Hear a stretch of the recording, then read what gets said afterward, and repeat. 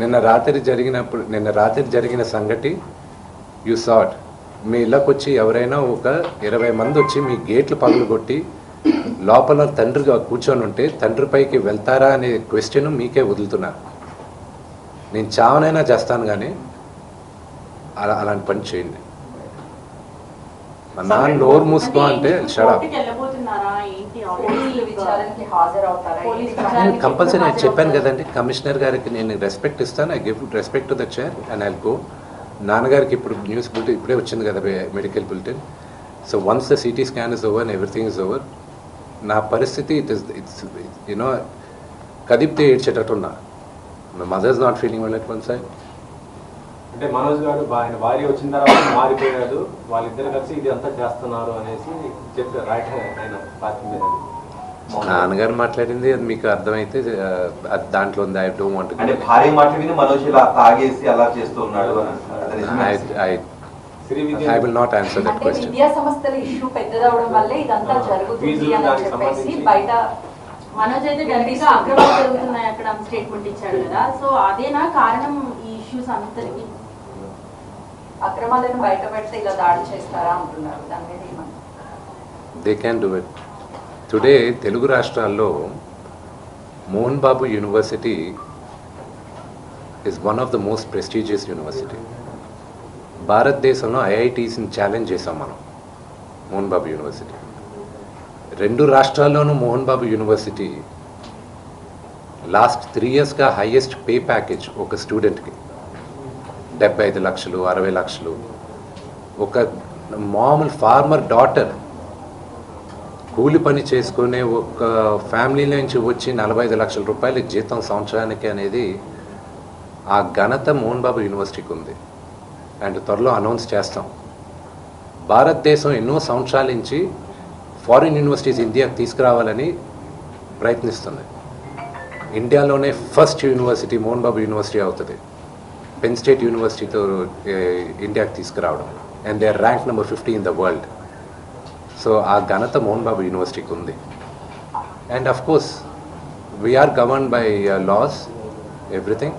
It's an open book, you know they can come అక్కడ. And another one great thing is that ఒక student female male రేషియోలో ఎప్పుడు female ratio 30 to 35% ఉంటుంది ఆర్గనైజేషన్స్లో కానీ education ఇన్స్టిట్యూషన్స్లో కానీ ఎక్కడైనా.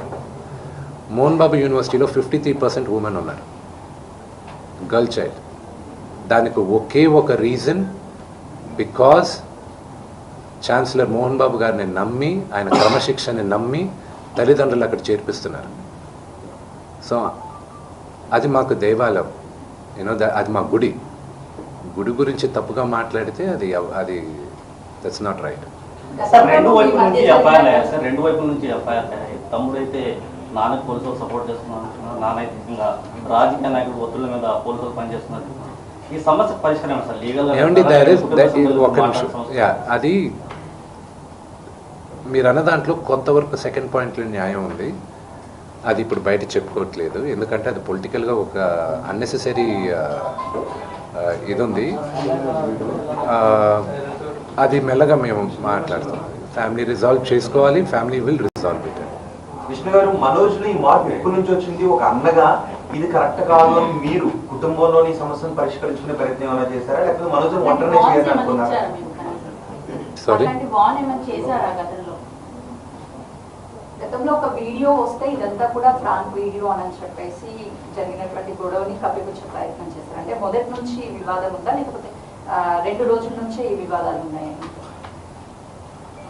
I'm not going to answer that question. Manoj లో ఈ మార్పు ఎప్పటి నుంచి వచ్చింది? తల్లిదండ్రుల పట్ల వ్యతిరేక భావన మార్పు ఎప్పటి నుంచి వచ్చింది? మీరు ఇది కరెక్ట్ కాదు తమ్ముడు అని మీరు సర్ది చెప్పే ప్రయత్నం ఏం చేశారు? నేను మళ్ళా చెప్తున్నా, మా నాన్న చేసిన తప్పు ఏదైనా ఉంటే మమ్మల్ని విపరీతంగా ప్రేమించడం. మా నాన్న చేసిన ఒకే ఒక తప్పు అది, మా ముగ్గురిని విపరీతంగా ప్రేమించడం. నేను అదే అడుగుతున్నాను. మీ నాన్నగారు మిమ్మల్ని అంతగా ప్రేమించారు కదా, తమ్ముడు నాన్న ఇంత ప్రేమను చూపిస్తున్నాడు కదా, ఇది కరెక్ట్ కాదు అని మీరు మనోజ్ ఎప్పుడైనా మాట్లాడారు? I will not answer that question. ఇప్పుడు లక్ష్మి ఎప్పుడైనా అలా చేసుకున్నారు? మీరు లక్ష్మి గారు మీరు అందరూ కలిసి కూర్చుని మనం ఒక్కడిగానే ఉందాం బయట? నా పద్ధతి వరకు నేను చెప్తానండి.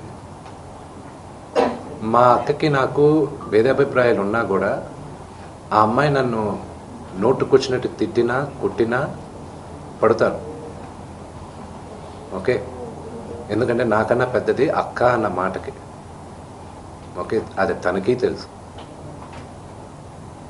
ఆ వాల్యూ సిస్టంలో పెరిగిన వాడిని నేను. ఆ వాల్యూస్ నాకున్నాయి అంతే.